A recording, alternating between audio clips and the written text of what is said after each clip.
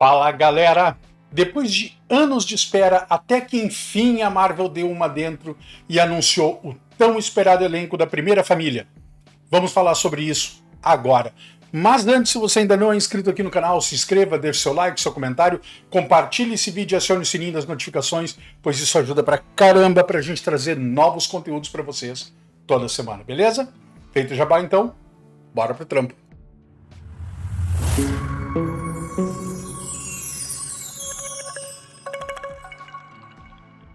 Fala pessoas, eu sou o Gustavo e esse é o Barba Movies. Por que raios o Quarteto Fantástico é chamado de Primeira Família? Para responder essa pergunta, a gente precisa voltar no tempo até o final da década de 40. Nessa época a Marvel já existia, mas era chamada de Timely Comics e era completamente diferente da potência que a gente conhece hoje. Mais ou menos por essa época, um doido varrido, não tem outra palavra para isso, que por acaso também era um psiquiatra, olha a ironia, Dr. Friedrich Wertham, lançou um livro chamado A Sedução do Inocente. Nesse livro, o cara basicamente fala que os quadrinhos são uma forma de perverter os jovens e induzir a pedofilia e a homossexualidade. Por causa desse cretino, Batman e Robin passaram anos tendo que ouvir piadinhas de cunho duvidoso. Esse livro caiu como uma bomba na moral americana do início dos anos 50 e fez com que legiões de pais e fanáticos da pior espécie descessem o sarrafo nos quadrinhos. Quando a turba passou, a National Periodics, conhecida hoje como DC Comics, que na época era a maior empresa do ramo, se obrigou a ceder ao Comics Code Authority, um órgão censor e regulador criado pelas próprias editoras para acalmar a opinião pública. Por conta disso, Superman, Batman viraram basicamente policiais de roupa colorida, e a Mulher Maravilha uma secretária quando não era dona de casa. O resto dos heróis da editora, tudo pro limbo. Essa situação permaneceu até 1959, quando a DC decidiu dar a Julius Schwartz a missão de relançar os personagens da Era de Ouro com novas origens, uniformes e artistas. Foi nessa época que surgiram Barry Allen, o Flash, Hal Jordan, o Lanterna Verde, e Qatar Hall, o Gavião Negro, além da Liga da Justiça, um gibi com vários heróis e que vendia muito bem. Tá, Gustavo, mas cadê a Marvel e o Quarteto? Calma, pequenos gafanhotos, porque agora que a história vai ficar boa. Nessa época, a Timely publicava só histórias de monstros. Lembrem que no final dos anos 50, os super-heróis eram meio que radioativos. Numa tarde jogando golfe com o chefão da DC, Martin Goodman, editor-chefe da Timely, descobre que eles têm uma revista de um grupo de heróis que está vendendo muito bem. Ele volta para a redação da Timely e fala para o cunhado, um cara que talvez vocês já tenham ouvido falar, um tal de Stan Lee, que ele precisa criar um grupo de heróis para competir com a Liga da Justiça. O Stan sabia dos perigos de lidar com super-heróis naquela época. Por isso ele tomou cuidado ao criar os seus personagens. Eles, pelo menos a princípio, não teriam um uniforme muito estiloso, suas roupas seriam mais folgadas do que o normal, incluiriam um monstro na equipe, porque se desse tudo errado ele poderia dizer que era um gibi de monstro o tempo todo, e lidariam com problemas do cotidiano também. Além de toda a questão, né, da própria equipe, eles lidariam com problemas do cotidiano. E assim surgiu o Quarteto Fantástico, a primeira família da Marvel. Chamada assim porque foram as primeiras formas de vida, vamos falar assim, criadas para o universo que o Lee e o Jack Kirby estavam criando. A equipe passou pela mão de inúmeros artistas e escritores ao longo dos anos, dos quais, pelo menos para mim, o mais memorável foi John Byrne. E sempre foi um sucesso. Desde o início, o Quarteto Fantástico sempre foi um dos carros-chefe da editora. Infelizmente, no cinema as coisas não foram tão boas assim. Para começar, talvez a maior vergonha da história da Marvel seja o filme de 1994, Marvel's The Fantastic Four Movie, produzido por um cidadão que é o maior copiador de Hollywood, Roger Corman. O filme foi tão ruim, mas tão ruim, que a Marvel não deixou o filme ser lançado e mandou recolher todas as cópias. Claro que algumas escaparam e vieram parar nas catacumbas do YouTube, é só procurar. Eu sei porque eu procurei. Gente, para vocês terem noção do nível de porquice cinematográfica desse filme, com todo respeito aos porcos, tem uma cena em que o Senhor Fantástico está mais ou menos uns 3 metros do Doutor Destino e vai dar um soco nele.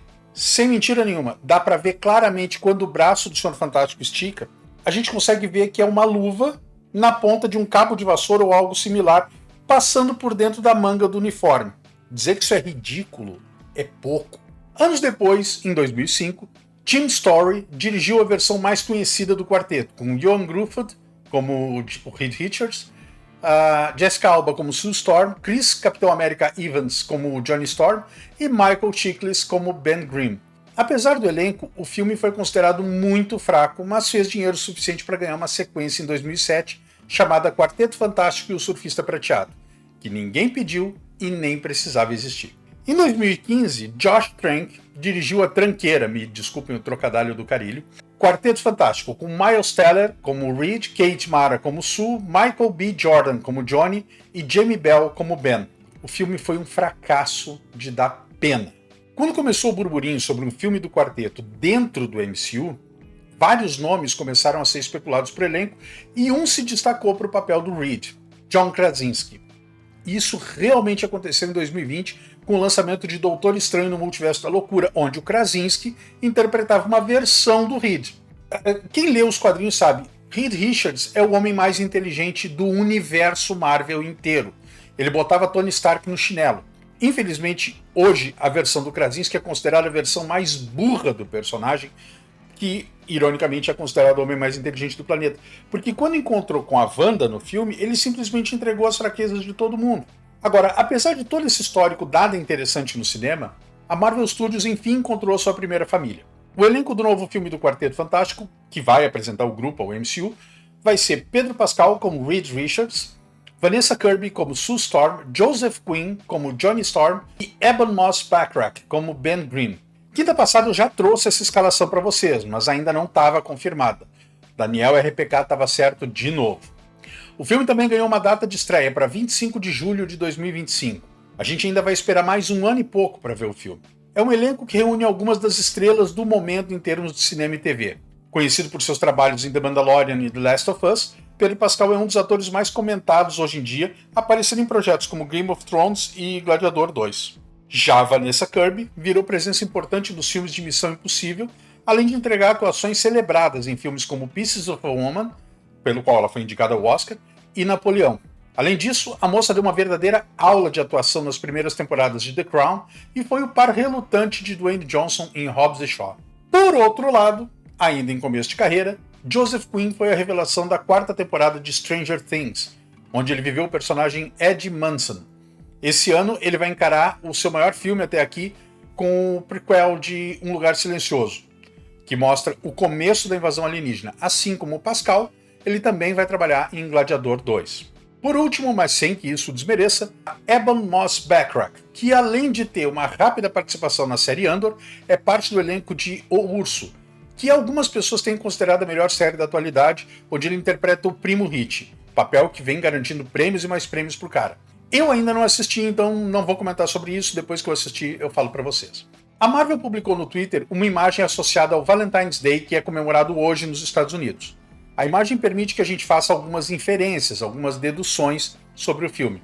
A primeira delas é que o filme parece anacrônico, ou seja, não acontece no mesmo período dos outros filmes da Marvel. Assim como Capitão América se passa na época da Segunda Guerra Mundial e Capitã Marvel rola no final dos anos 80, início dos 90, esse filme parece que vai acontecer entre os anos 50 e 60.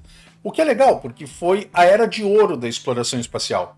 E isso tem tudo a ver com o quarteto. Os uniformes, embora sejam diferentes, eles lembram muito o visual das primeiras histórias do quarteto, assim como a própria aparência do Coisa, muito mais fiel aos quadrinhos do que as aberrações que a gente viu até agora. E por fim, um detalhe que muita gente queria ver no cinema, o Herbie, que é a sigla em inglês para robô humanoide tipo B de eletrônica integrada. Esse carinha é um dos personagens mais queridos do universo do quarteto. Esse é um dos projetos mais importantes dentro da Marvel Studios. A gente ainda não sabe muito sobre a história, só o que se sabe é que não vai ser uma história de origem. Nos bastidores, a produção já passou por alguns problemas.